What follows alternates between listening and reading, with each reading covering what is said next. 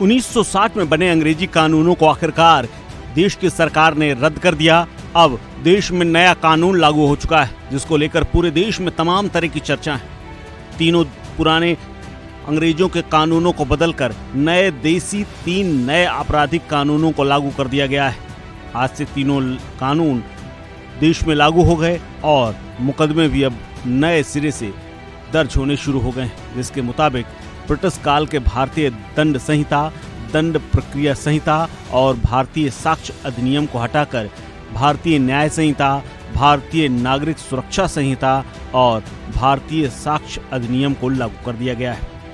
हालांकि आज से लागू हो चुके 3 कानूनों के तहत बहुत कुछ बदल जाएगा। सरकार और गृहमंत्री का दावा है कि नए कानून नागरिकों के लिए श्रेष्ठ हैं।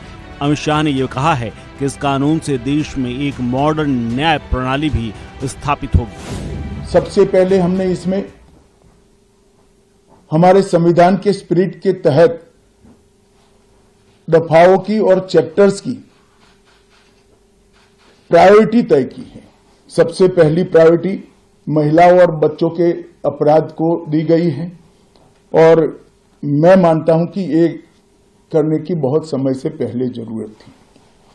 एक पूरा अध्याय इसमें जोड़ा गया है जिसमें 35 धाराएं हैं और 13 प्रावधान हैं, जिसमें गैंग रेप के लिए अब 20 साल की सजा या तो कारावास, आजीवन कारावास, नाबालिग के साथ बलात्कार में मौत की सजा, झूठा वादा पहचान छिपाकर शोषण करने वालों के लिए भी अलग से अपराध बनाया गया है। पहले सुप्रीम कोर्ट के जजमेंट से चलता था।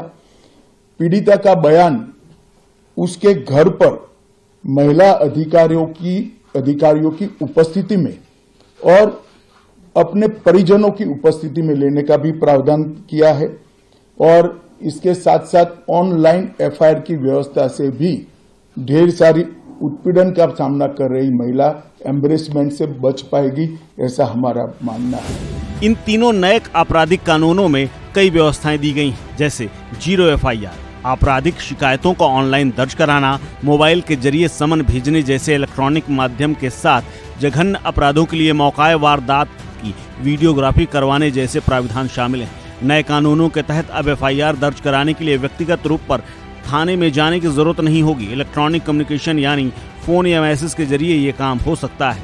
इस नई व्यवस्था के तहत अपराध की तत्काल रिपोर्टिंग और पुलिस को तेजी से कार्रवाई करने में मदद मिलेगी। 0 एफआईआर आने के बाद अब कोई भी व्यक्ति किसी भी पुलिस स्टेशन में एफआईआर दर्ज करा सकेगा। नए कानूनों में राज्य सरकारों को गवाहों की सुरक्षा को लेकर कड़े निर्देश दिए गए हैं। इसके तहत राज्यों में गवाहों की सुरक्षा के लिए योजना लागू करनी होगी ताकि कानूनी कार्रवाई में भरोसा बढ़े और कानून का साथ दे रहे व्यक्ति की सुरक्षा सुनिश्चित की जा सके। पीड़ित को अधिक सुरक्षा देने और दुष्कर्म जैसे आपराधिक कुकृत्य करने वालों में और ऐसे अपराध में पारदर्शिता को बढ़ावा देने के लिए पीड़िता के बयान पुलिस ऑडियो और वीडियो के माध्यम से दर्ज करेगी। इसके अलावा महिलाओं, 15 वर्ष से कम आयु के लोगों, 60 वर्ष से अधिक आयु के लोगों और दिव्यांग और गंभीर बीमारी से पीड़ित लोगों को पुलिस थाने आने की छूट होगी और वो अपने निवास स्थान पर ही पुलिस सहायता प्राप्त कर सकते हैं। नए कानूनों के तहत पीड़ित को 90 दिन के भीतर अपने मामले की प्रगति पर नियमित रूप से जानकारी पाने का पूरा अधिकार दिया गया है। इस खबर में फिलहाल इतना ही। अपडेट्स के लिए बने रहिए वन इंडिया हिंदी के साथ।